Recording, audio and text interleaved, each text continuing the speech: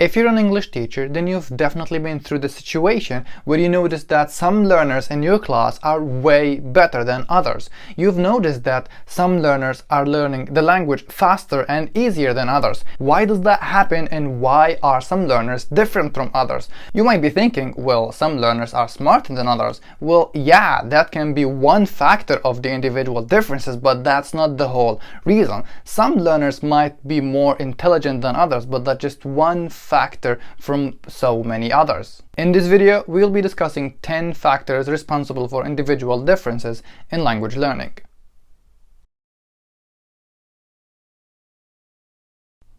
Factor number 1, intelligence.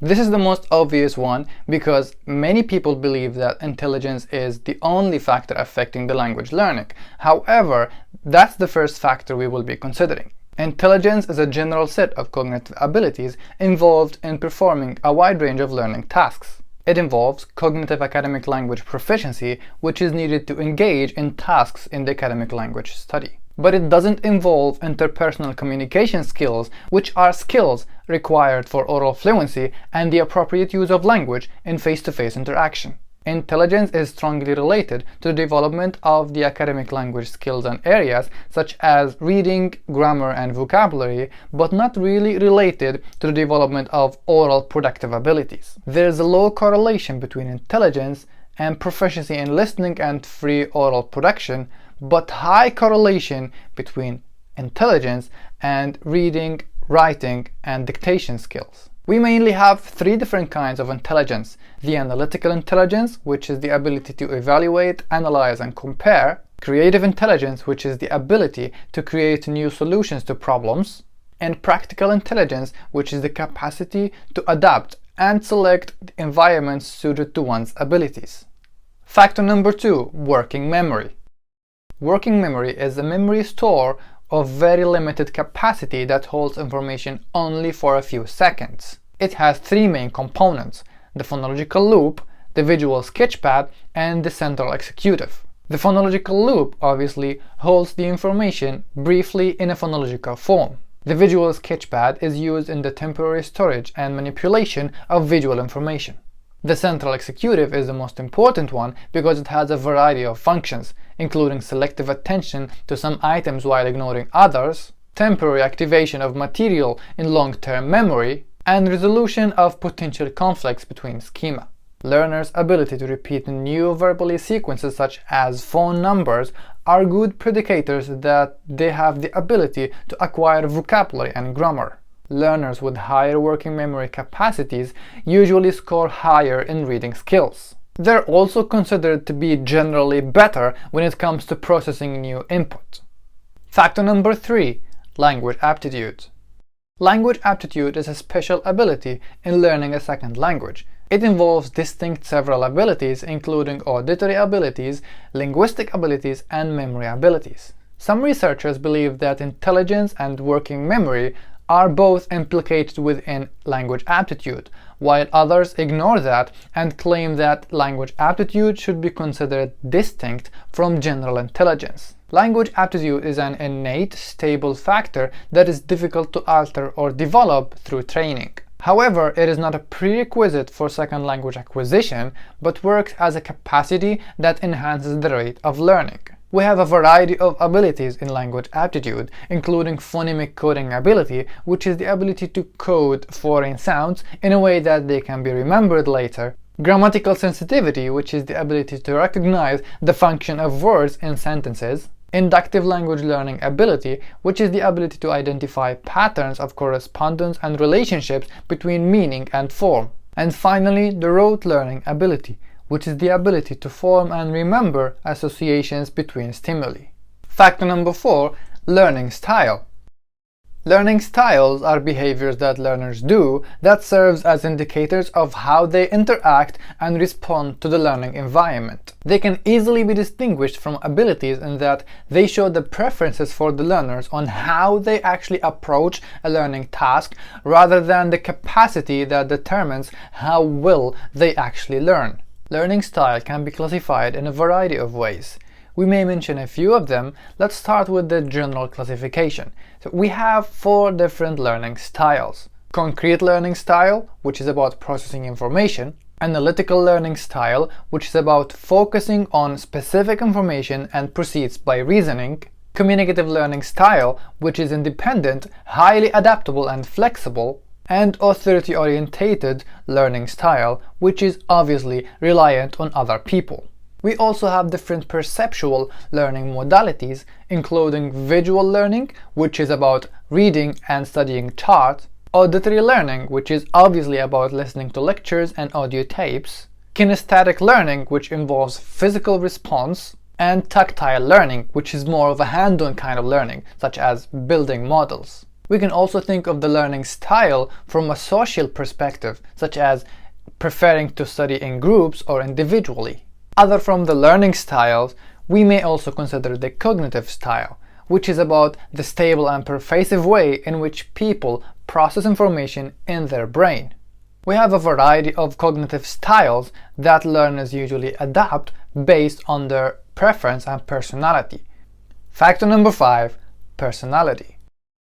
Generally speaking, personality is the characteristics of a person that account for the consistent patterns of their feeling, thinking, and behaving. Many language teachers believe that personality constitutes a major factor contributing in the success or failure in language learning. We mainly have 5 major aspects in personalities: openness to experience, conscientiousness, agreeableness, emotional stability, extraversion, and introversion. For language learners, we will only concentrate on the last aspect, extraversion and introversion.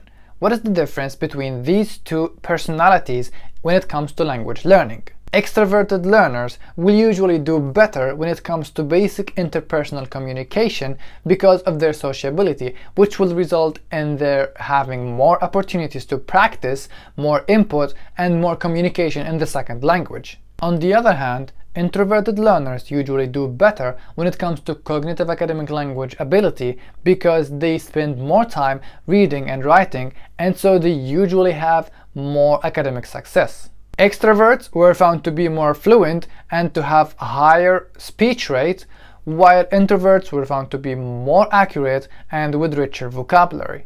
Factor number 6, motivation. Motivation as a factor has always been receiving most of the attention in the field of second language acquisition and language teaching. Before we can define motivation as a concept, let's think of different kinds of motivation so we can define each one of them. First, integrative motivation. This can easily be defined as the interest in the language itself, its community, and the learning situations. Instrumental motivation is the kind of motivation that derives from a concrete benefit that learning the language might bring about. It can be a reward from your family, a reward from your boss, reward from whoever.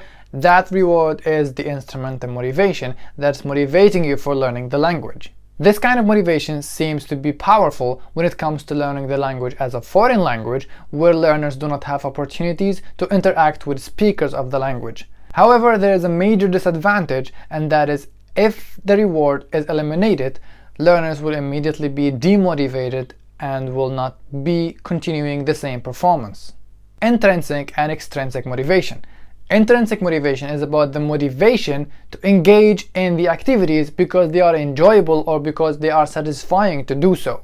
We have 3 types of intrinsic motivation. Those are knowledge, accomplishment, and stimulation. Knowledge is about the motivation derived from gaining new knowledge, ideas, or experience. Accomplishment is about the motivation aroused by achieving a task. And stimulation is about the fun and excitement from doing the task itself. Extrinsic motivation are actions carried out to achieve an instrumental reward. They can either be external regulation, introjected regulation, or identified regulation.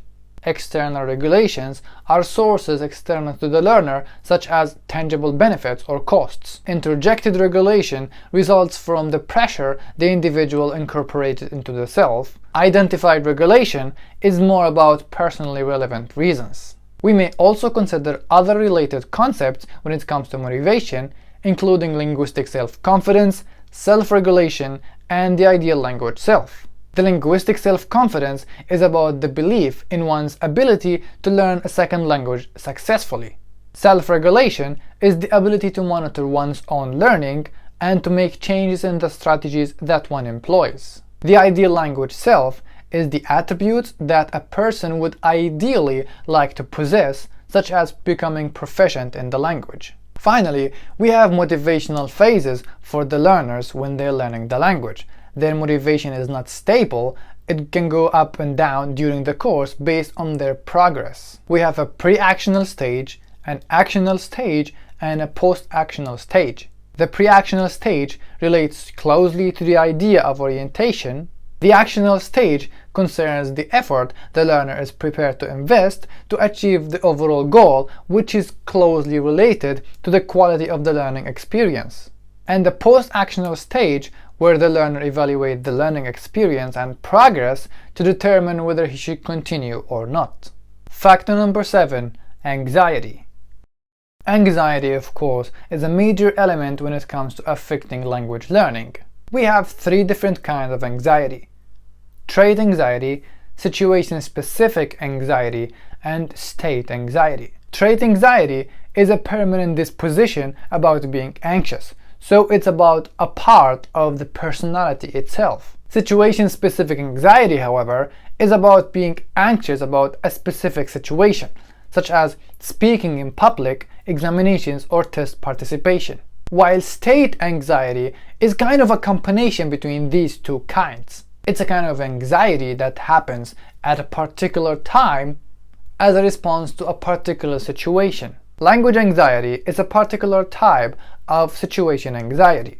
It's a physical and automatic response to the external event that involves the learner to communicate in the second language. When it comes to anxiety, we need to understand 3 key issues: the sources of anxiety, the relationship between language anxiety and language learning, and how anxiety affects learning. The sources of anxiety can vary based on the experience, the situation, the environment, and many other aspects. Generally speaking, anxiety can come from the competitive nature of the learners, or if they're comparing themselves with other learners and finding themselves less proficient. It can also come from tests or with the learner's perceived relationship with their teachers. Sometimes, learners might be anxious because of the fear or experience of losing oneself in the target language culture. So overall, we have 3 general sources of anxiety: communication apprehension, tests, and fear of negative evaluation. The second key issue, language anxiety and language learning. The relationship between language anxiety and language learning is quite problematic, and we have a lot of disagreements about this point. We have mainly 3 positions regarding this aspect. The first position is that anxiety facilitates learning. The second position is that anxiety has a negative impact on learning. And the third position is that anxiety is the result of bad past learning experience rather than the cause of those experiences. The first position claims that if language learners might be anxious to a certain level, that means they're taking the language learning process seriously, which means they will make more effort to learn the language. On the other hand, the second position claims that when we have language learners who are anxious, this might prevent them from participating from the first place, which will hinder the communication and hinder the learning process. The third position claims that language anxiety might be the result of some bad learning experience in the past or some difficulties the learner has been through. So language anxiety is not necessarily the cause of learning difficulties, but it can also be the result of learning difficulties. The third key issue, how language anxiety affects learning. Anxiety can affect learning in 3 different stages: the input stage, the processing stage, and the output stage. Anxiety can affect the input stage when learners encounter material for the first time. It can affect the processing stage when learners make connections between the new information and their existing knowledge, and it can affect the output stage when the learners demonstrate the new knowledge. Factor number 8, willingness. Specifically, willingness to communicate. Obviously, willingness to communicate means the intention to initiate communication, and since we are talking about language learning, Willingness to communicate here would refer to the willingness to initiate an interaction using the second language. Learners with strong willingness to communicate would usually benefit better from communicative approaches such as the communicative language teaching method, while learners with less willingness to communicate would benefit more from traditional instructional methods. Learners' willingness to communicate usually depends on their personality and intrinsic motivation of that particular activity. It can also be affected by their attitudes and language proficiency. Factor number 9. Learner beliefs. Those beliefs are about the language itself or language learning.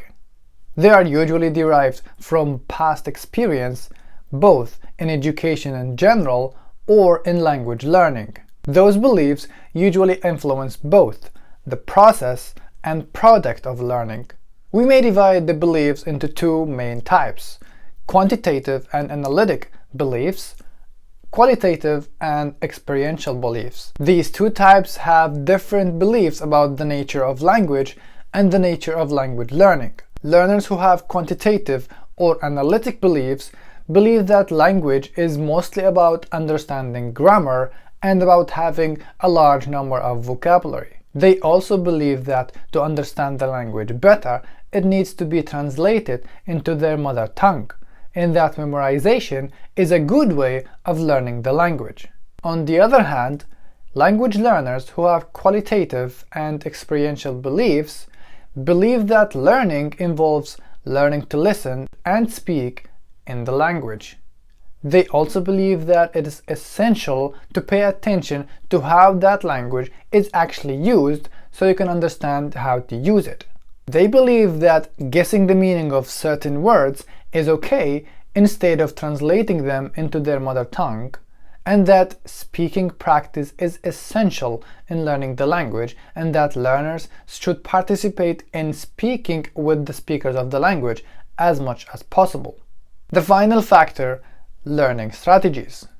Those are actions that the learners perform in order to learn a language. We mainly have three different types of strategies: production strategies, communication strategies, and learning strategies. A production strategy is an attempt to use one's linguistic system efficiently and clearly with the minimum effort. A communication strategy is an attempt to deal with problems in communication that have arisen in interaction.